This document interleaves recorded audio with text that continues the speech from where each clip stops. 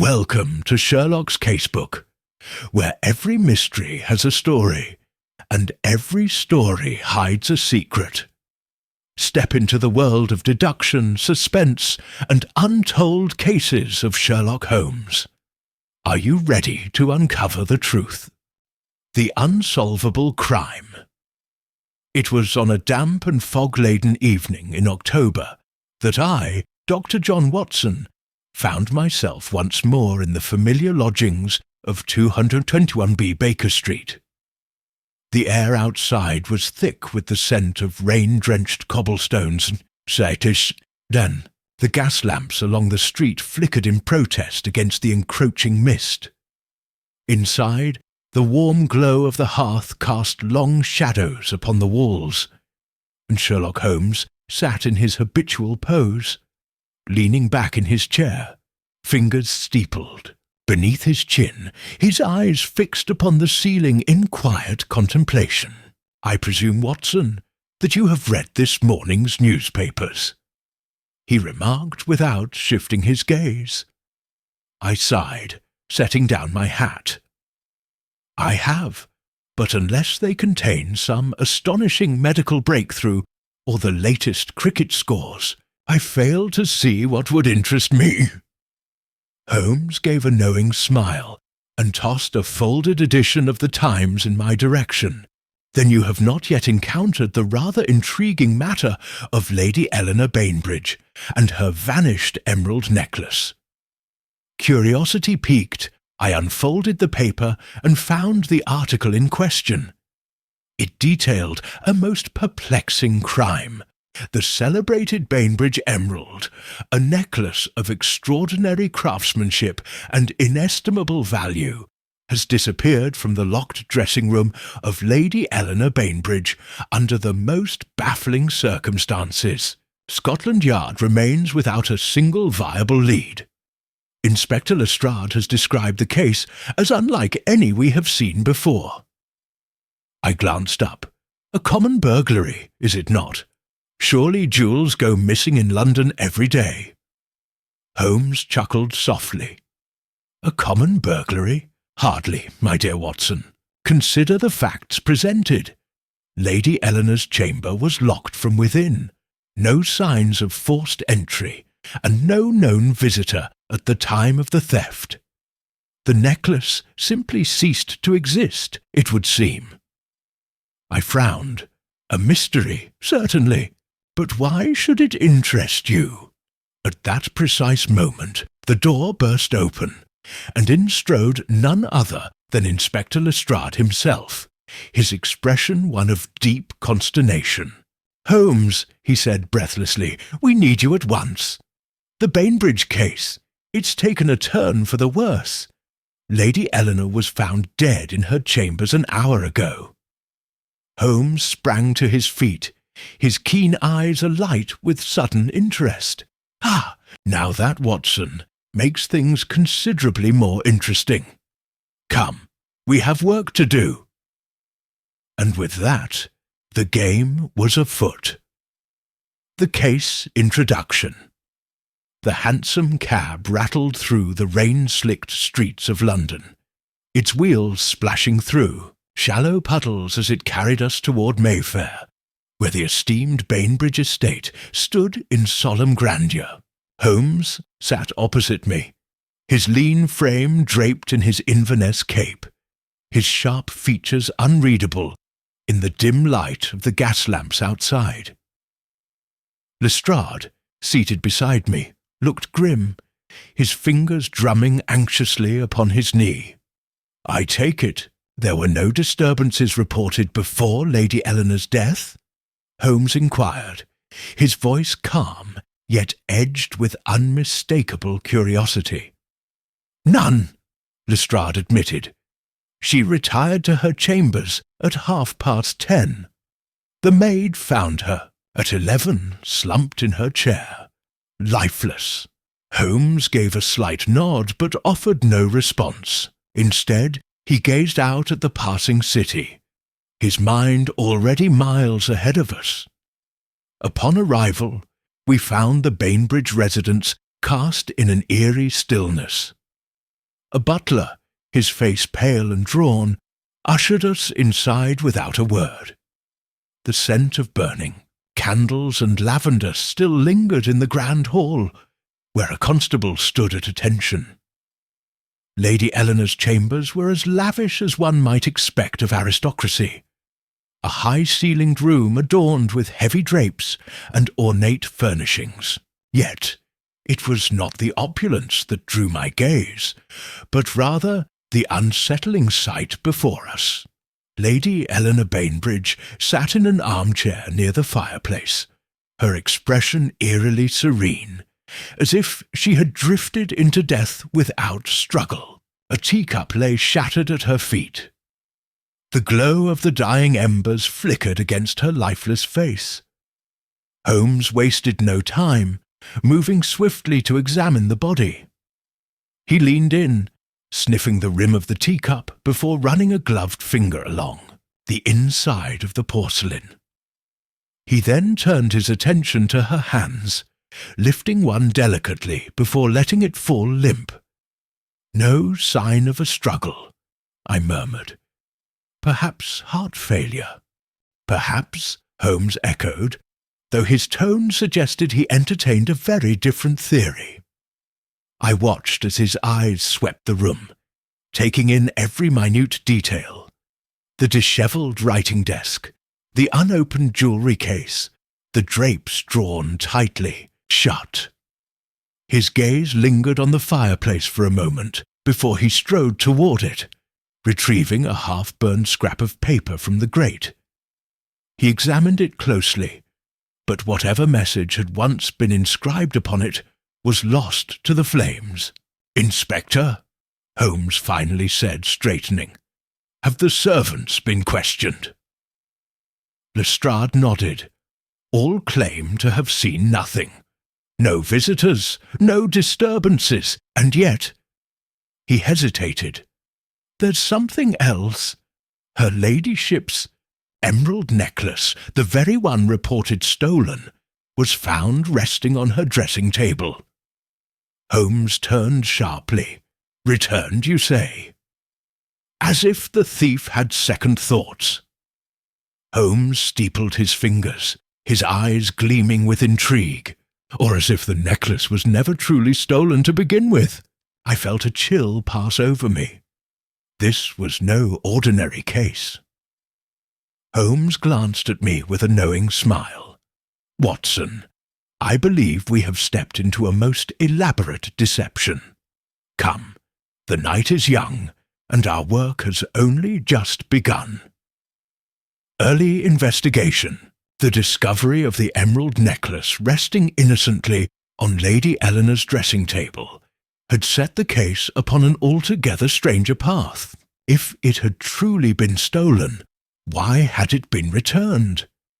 And if it had never been stolen, why had Lady Eleanor reported it missing? Holmes, ever the keen observer, stood by the dressing table, his fingers hovering above the necklace, as though its mere presence held the key to the mystery. Lestrade crossed his arms. "I don't see the sense in it, Holmes. If this was merely a burglary gone wrong, why take the trouble to return the loot?" Holmes did not answer immediately. Instead, he extracted a magnifying glass from his pocket and scrutinized the velvet case where the necklace lay. Then, with a swift motion, he lifted the emerald chain and held it up to the candlelight. The green gemstones gleamed brilliantly, their surface flawless. "Watson," he said abruptly, handing me the necklace, "tell me what you see." I turned it over in my hands, studying its craftsmanship. "A fine piece of jewellery," I admitted. "The emeralds appear genuine. The clasp is unbroken. I can see no obvious signs of forgery or tampering." Holmes smiled faintly. "Precisely." Lestrade exhaled impatiently. "And what, pray, does that tell us?" "That Lady Eleanor was not the victim of a common burglary," Holmes replied. This necklace was never meant to be stolen. It was meant to disappear. I frowned. You mean she staged the theft? Holmes gestured toward the dressing table. Consider the facts. The doors and windows were locked, no signs of forced entry, and yet the necklace vanishes, only to be returned after her death. A most curious sequence of events, wouldn't you say? Lestrade, still sceptical, shook his head. But why? What would Lady Eleanor gain from such a charade? That, Inspector, is the question we must answer, Holmes murmured. He turned his attention back to the fireplace, where he had earlier retrieved the half-burned scrap of paper.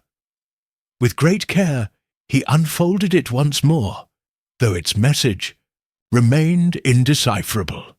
Someone destroyed this in haste.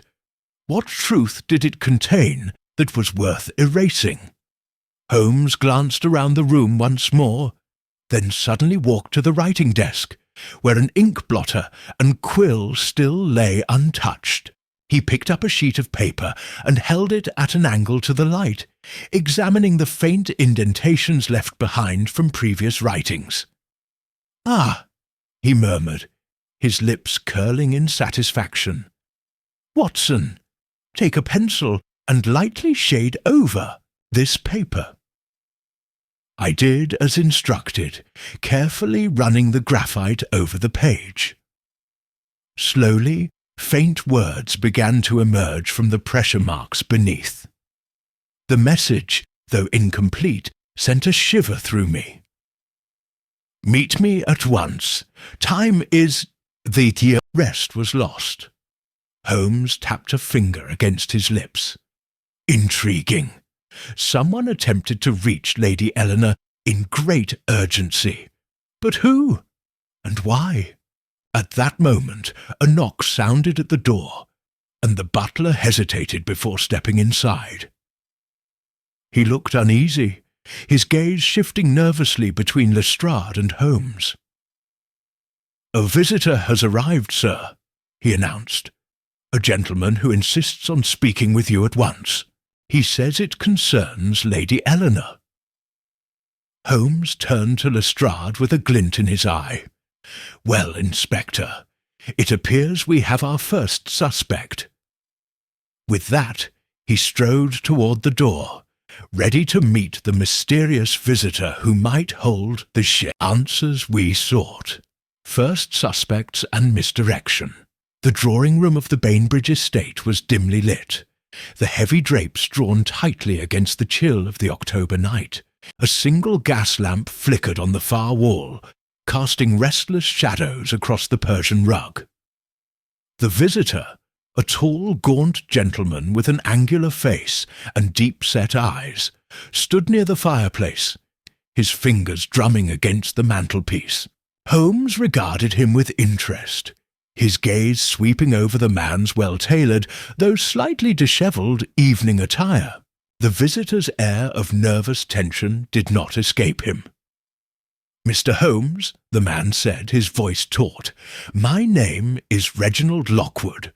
I was a close friend of Lady Eleanor's. I heard of her passing just an hour ago, and I came as soon as I could." Holmes gave a slight nod, but did not speak, waiting for the man to continue. Lockwood hesitated, glancing toward Lestrade, before turning his attention back to Holmes.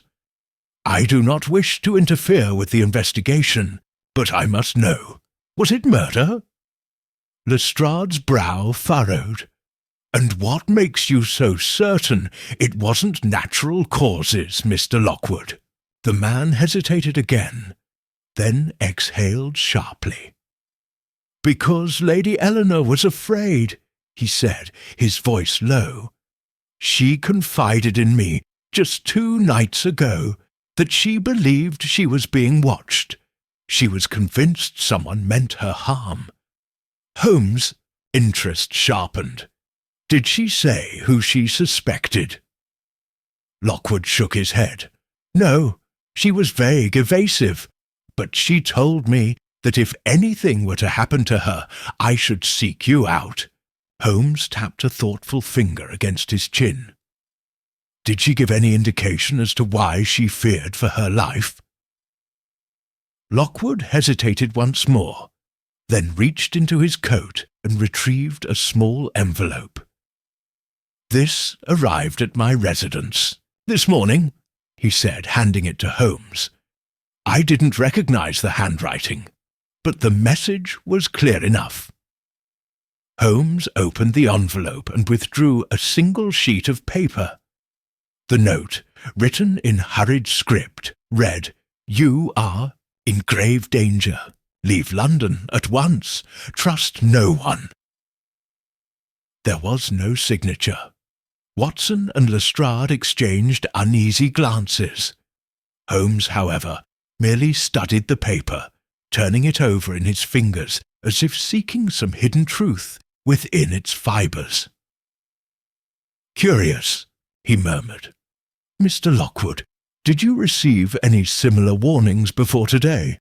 "No," the man admitted. "Only this." Holmes handed the letter back. "And yet you chose to stay in London?" Lockwood lifted his chin. "Lady Eleanor was my friend. I could not simply abandon her." Lestrade crossed his arms. "And where were you this evening between the hours of 10 and 11? The man stiffened. "At my club, the Dorchester. There are plenty who can vouch for me." Lestrade grunted. "We'll see about that." Holmes, however, seemed to have lost interest in the interrogation. Instead, he had turned back toward the fireplace, his gaze fixed once more on the smouldering remains of the half-burned note he had retrieved earlier. After a long moment he spoke, his voice deceptively light. "Tell me, Mr. Lockwood, what do you know of the Bainbridge emerald?" The man's reaction was telling. His expression flickered, just for an instant, with something akin to fear, before he composed himself. "Only that it was a family heirloom. Why do you ask?" Holmes smiled faintly. "Oh, no reason, only that I suspect it may be the key to this entire mystery." Lockwood said nothing, but his posture had grown considerably more rigid. Holmes regarded him for a moment longer, then clapped his hands together. "Well, gentlemen, I believe we have much to consider. Watson, Lestrade, I suggest we retire for the night. Tomorrow we shall pay a visit to a certain jeweller on Bond Street, one who may shed light on the true nature of the Bainbridge emerald." Lockwood inhaled sharply, as though about to speak, but thought better of it. As we stepped out into the cold night air, I could not shake the feeling that we had just encountered our first real suspect, the secret clue. The morning fog clung to the streets of London as Holmes and I stepped into a hansom cab bound for Bond Street. Lestrade had taken his own carriage, intent on verifying Mr. Lockwood's alibi, though I sensed the inspector remained unconvinced by the man's anxious demeanour. Holmes sat in silence, his long fingers steepled beneath his chin. I had grown accustomed to these bouts of contemplation, knowing better than to interrupt them with idle chatter. His eyes, sharp and distant, betrayed the rapid calculations unfolding within his mind. At last he spoke. "Tell me, Watson, what do you make of Mr. Lockwood?" I considered my answer carefully. He seemed troubled, certainly, but whether by guilt or genuine distress, I cannot say.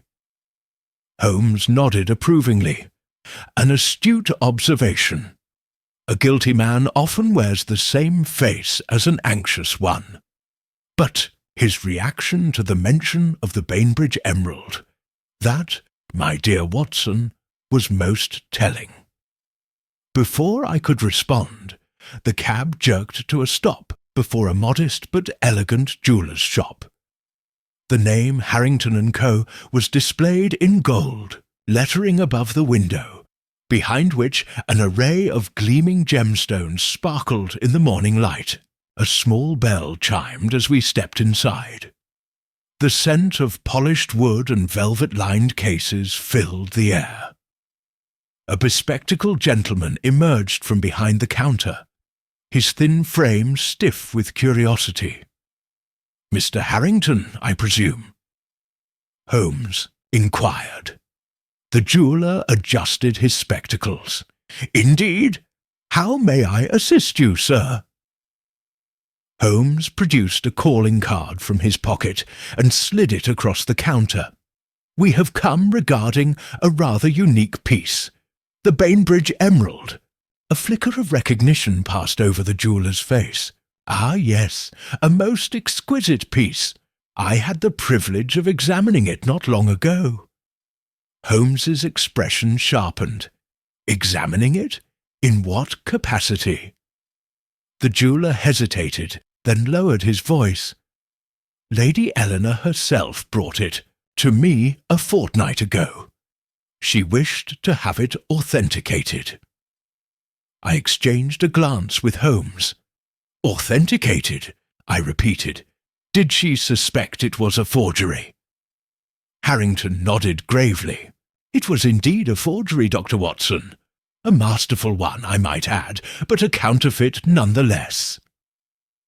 A slow smile spread across Holmes's face, though his eyes remained cold and calculating. "And did Lady Eleanor appear surprised by this revelation?" "She was troubled, I would say," Harrington admitted. "She asked if I could determine how long ago the substitution had taken place, but such matters are difficult to ascertain. When I asked if she intended to report the matter, she merely shook her head and left." Holmes drummed his fingers lightly on the counter. "Tell me, Mr. Harrington, do you recall whether Lady Eleanor was alone that day?" The jeweller furrowed his brow. "No. In fact, she was accompanied by a gentleman." Holmes leaned in.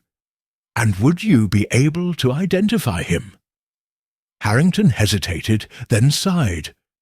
"I regret to say I did not catch his name, but I do remember one thing. He wore a signet ring bearing the Lockwood family crest." Chill ran down my spine. Holmes, however, merely nodded, as if confirming something he had already suspected. As we stepped back onto the bustling streets, I turned to him. "So, the emerald theft was a fabrication after all." "Indeed, Watson, but we must now ask ourselves, who was the deceiver? Lady Eleanor, or someone far more cunning?" His eyes gleamed with quiet satisfaction. "Come, my friend, we have another visit to make." And with that, we set off once more, the case twisting deeper into shadow. Rising stakes, the revelation at Harrington & Co. had transformed the case entirely. What had first appeared to be a simple burglary, or its clever imitation, was now tangled with deception of a higher order. The Bainbridge emerald, that fabled heirloom, had been a forgery. But when had the switch occurred? And more importantly, why had Lady Eleanor concealed the truth? Holmes was uncharacteristically quiet as we made our way back to Baker Street. His keen eyes flickered with thought, scanning the streets as though London itself might whisper the answers he sought. At last, he broke his silence. "Watson, recall the half-burned note I retrieved from Lady Eleanor's fireplace." The message was cut short. "Meet me at once. Time is of the essence, perhaps," I supplied. Holmes inclined his head. "Quite so. And if Lady Eleanor had just discovered that her precious emerald was a counterfeit, one might deduce that She had sought to confront the responsible party. I frowned. But if that is the case, why did she not expose the deception openly? Holmes smiled faintly. That, my dear Watson, is the very heart of the mystery. Before I could press him further, a sharp knock at the door interrupted us. Mrs. Hudson's voice called from the hallway. "A visitor for you, Mr. Holmes. The inspector has returned." Lestrade strode in, his expression one of grim determination. "Holmes, we have another problem." Holmes gestured for him to continue. The inspector exhaled sharply. "Reginald Lockwood is dead." I started. Holmes, however, merely closed his eyes for a brief moment, as though he had been expecting the news. "Found in his home an hour ago," Lestrade went on. "Poisoning. The housekeeper discovered him collapsed at his writing desk. The tea in his cup tested positive for arsenic." "A hasty death," Holmes murmured. "Almost untidy."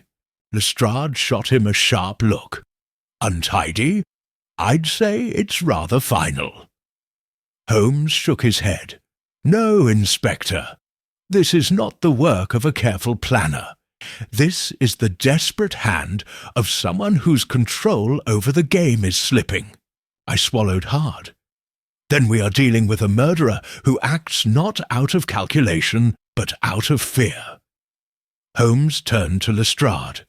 "Did you find anything in Mr. Lockwood's possession? Letters, notes, anything unusual?" The inspector frowned. "Nothing of significance, except—" He reached into his coat and withdrew a single folded piece of parchment. "This was on his desk. Looks like he was in the middle of writing when the poison took effect." Holmes took the paper and smoothed it over with careful hands. The ink was smudged in places, but the message was still legible. "I have no choice. The truth will out soon. She knew, and now they know. I must act before." The words stopped abruptly, the last stroke of the pen trailing off, as though the writer's strength had failed him. I shuddered. "He knew something, Holmes, and it got him killed." Holmes's gaze was unreadable. "Indeed, Watson.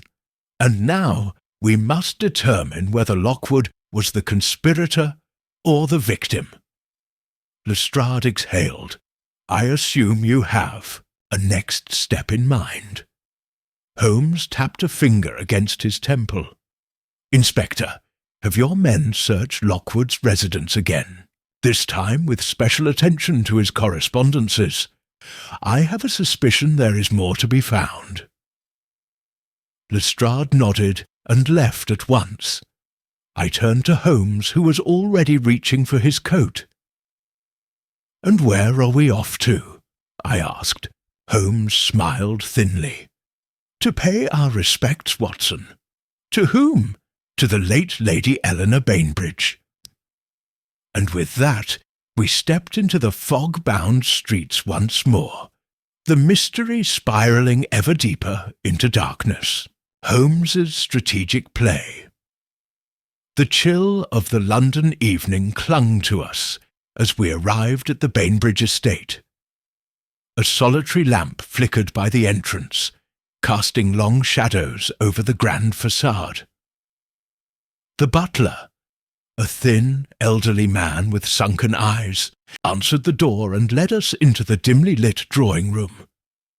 The scent of lavender and aged parchment filled the air. A fire crackled softly in the hearth, barely warding off the damp cold that seemed to settle over the house like a shroud. A woman in mourning attire stood near the window, gazing out into the night. As she turned, the glow of the fire revealed her pale face, Lady Eleanor's younger sister, Miss Catherine Bainbridge. She regarded us warily. "Mr. Holmes, Dr. Watson, what brings you here?" Holmes removed his hat and stepped forward. "A matter most pressing, Miss Bainbridge. You have my deepest condolences for your loss." Her expression did not soften. "Condolences do little to mend the past, Mr. Holmes." "Nor do they unearth the truth," he replied smoothly. "Tell me, Miss Bainbridge, did your sister confide in you about the Bainbridge emerald?" Her fingers tightened around the edge of a velvet chair. "What do you mean?" Holmes studied her. She knew it was a forgery. She had it examined just weeks before her death. Catherine's breath caught. She never told me that." "No," Holmes said, "but someone knew that she had discovered the truth, and that knowledge may very well have cost her life." She lowered herself into the chair, shaking her head. This is madness." Holmes leaned forward. "Miss Bainbridge, tell me, did Lady Eleanor receive any visitors in the days before her death? Someone she may have quarrelled with?" Catherine hesitated. Then, in a hushed voice, she said, "Mr. Lockwood came to see her 2 nights before she died. They argued, though I did not hear what was said. But afterward, my sister was troubled." Holmes exchanged a glance with me. "And did she say why?" "No," Catherine whispered. "She only said she feared she had made a mistake." Silence settled over the room. Then suddenly Holmes straightened, his keen eyes flashing with realization. "I must ask one more thing, Miss Bainbridge." His voice was calm, measured. "Where is the real Bainbridge emerald?" Catherine's head snapped up. What are you saying?" Holmes smiled faintly. "I do not believe your sister ever recovered it. Which means, somewhere within these walls, the true emerald still remains." Before Catherine could respond, a sound echoed through the house, a faint creak from the hallway beyond. A shadow flickered against the wall. Holmes turned sharply toward the door. "We are not alone." In an instant he was on his feet, moving with startling speed toward the darkened corridor. I followed close behind, my heart pounding. A figure dashed through the hallway, disappearing into the gloom. Holmes gave chase, his footsteps swift and sure. We rounded a corner just in time to see the intruder, a cloaked figure, vanish through a servant's passage. Holmes skidded to a stop and turned to me, his eyes ablaze. "This, Watson, is the moment we set our trap." And with that, the great detective disappeared into the night, leaving only the promise of revelation in his wake. The trap is set. The cloaked figure had disappeared into the night, but Holmes did not pursue further. Instead, he halted abruptly at the threshold of the passage, his sharp gaze scanning the floor. I caught up, breathless. "You let them go?" I asked, astonished. Holmes smirked. "For the moment, Watson. A hasty capture would be of little use without the final piece of the puzzle. No, I require a confession." He knelt, his fingers grazing the floorboards. Fresh scuff marks. Our mysterious visitor is in a hurry, but not reckless. They know this house well. Catherine Bainbridge appeared behind us, her expression a mixture of fear and confusion. "Who was that?" Holmes rose, brushing the dust from his hands. "Someone who fears discovery far more than they fear the law." She clasped a hand to her chest. "You mean the murderer?" "Perhaps," Holmes said, or merely a desperate player in this elaborate deception? He turned to her. "Miss Bainbridge, you must trust me now. For tonight I ask only this. Do not speak of what has happened here, not to the servants nor the police." Catherine hesitated, then nodded. Holmes turned to me. "Watson, we shall return to Baker Street. There are final preparations to be made." I followed him out, still uncertain of his intent. "You're setting a trap, aren't you?" Holmes gave a knowing smile. "But of course, and I dare say our quarry will walk straight into it." A final bait. The following evening, Holmes and I arrived once more at the Bainbridge estate. The atmosphere was thick with unease. The servants whispered in hushed tones, and Catherine greeted us with wary eyes. Holmes wasted no time. "Miss Bainbridge, I require the household gathered in the drawing-room. The time for deception is at an end." Within minutes the key figures were assembled. Inspector Lestrade stood by the fireplace, his arms crossed. The butler, the housekeeper, and 2 other staff members waited in nervous silence. Catherine sat stiffly, watching Holmes with growing anticipation. Holmes took centre stage. Last night, an intruder sought to conceal the final truth of this case. That truth lies within these walls, the true Bainbridge emerald. A murmur passed through the room. Holmes continued, his voice cool and deliberate. "I have good reason to believe that the real emerald was never stolen. Rather, it was hidden, and there is only one person who had both the means and the motive to do so." A tense silence followed. Holmes let the moment linger before delivering his final move. "Miss Bainbridge, would you kindly check the false panel inside your sister's escritoire?" Catherine's face paled. "My sister's desk." Holmes nodded. "I believe Lady Eleanor discovered the switch and sought to retrieve the real gem, but she never had the chance." With trembling hands, Catherine moved to the desk and pressed at the side.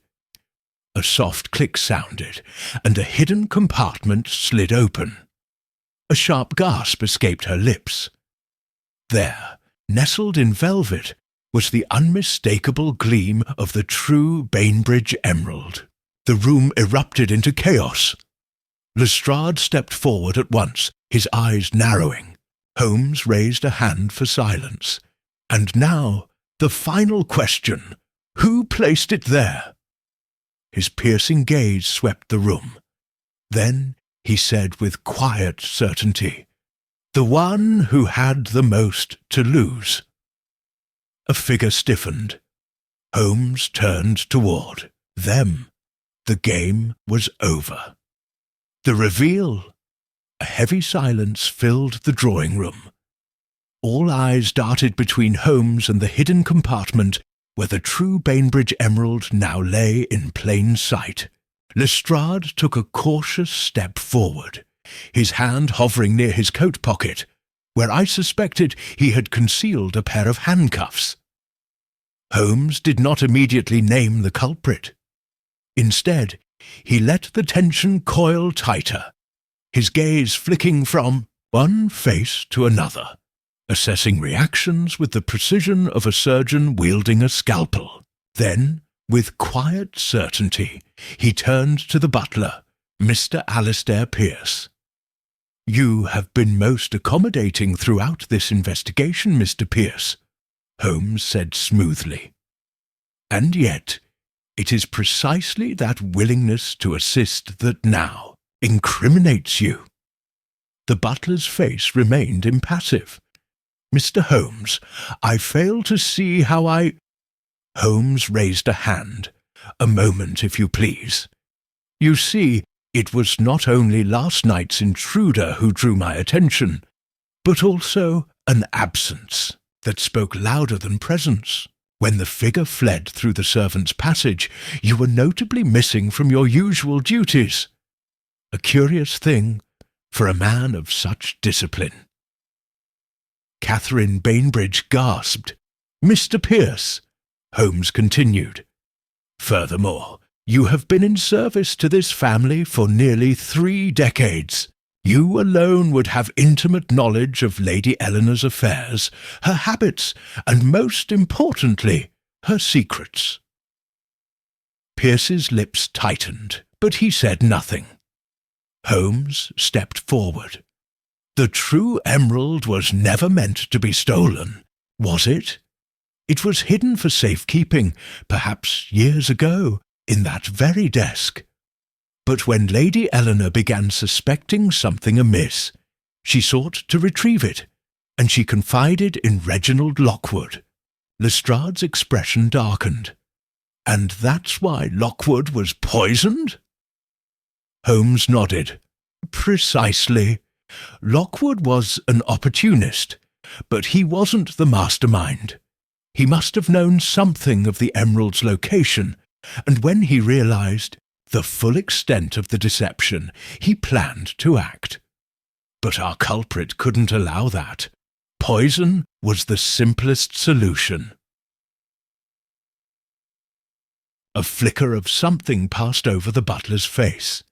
Anger, perhaps, or resignation. "Why?" Catherine's voice was barely above a whisper. "Why would you do this?" Holmes answered for him.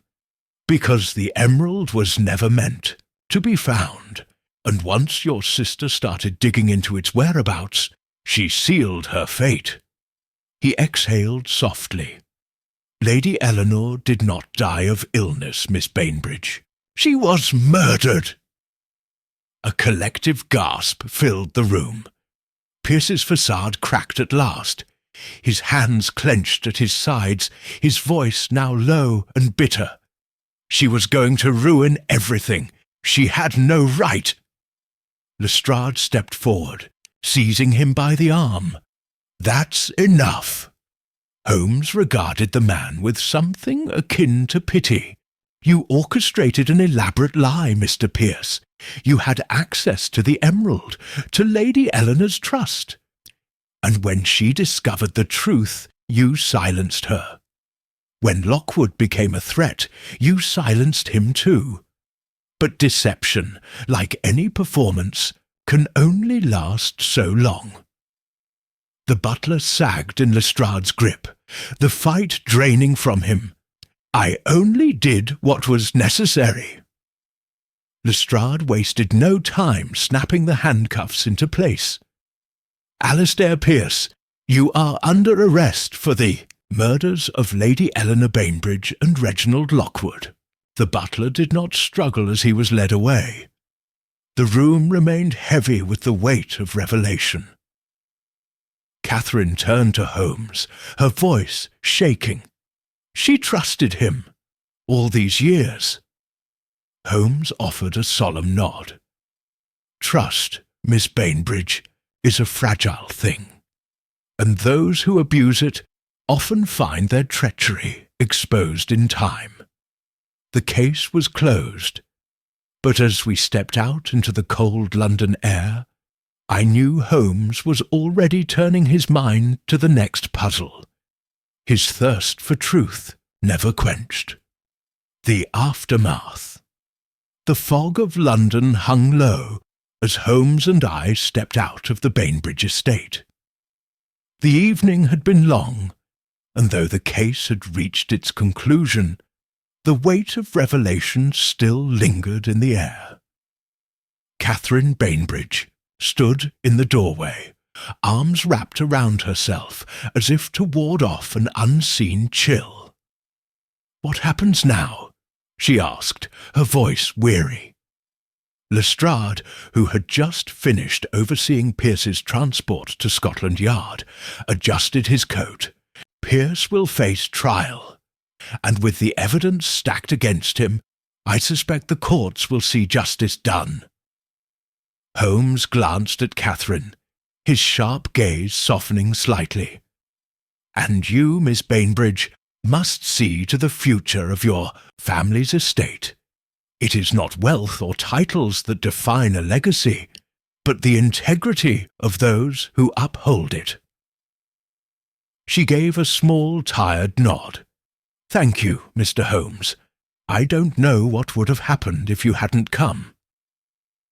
Holmes inclined his head slightly but said nothing. Compliments, I knew, were of little interest to him. We bid our farewells and stepped into the waiting hansom cab. As the carriage rolled through the damp streets, I exhaled, rubbing my temples. A tragic affair, Holmes. Lady Eleanor, deceived by one she trusted most. Lockwood, a scoundrel but undeserving of his fate. Holmes steepled his fingers. Tragedy and deception often walk hand in hand, Watson. Pierce was not a man of impulse. His crimes were calculated over time, perfected in their subtlety. But every lie bears its own weight, and in the end, the truth will always claw its way to the surface. I watched him in the dim carriage light, his expression unreadable. "And yet you do not seem wholly satisfied. Is there something that still troubles you?" Holmes was silent for a long moment, then sighed. "Only the simple truth that justice, however swift, cannot undo what has been done. Lady Eleanor's life cannot be restored. The stain of betrayal upon the Bainbridge name will not be so easily erased." He turned to me with a wry smile. "And so we must accept what little victories we can." The cab pulled to a stop outside 221B Baker Street. As we stepped inside, Mrs. Hudson greeted us with the familiar scent of tea and a knowing look. "Another case solved, then?" she asked.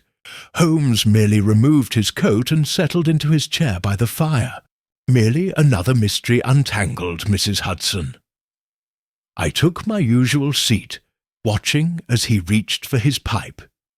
"You know, Holmes, one of these days you might allow yourself a moment to enjoy your successes." He exhaled a thin stream of smoke, his gaze lost in the firelight. "Perhaps, Watson," he murmured. "But then where would be the fun in that?"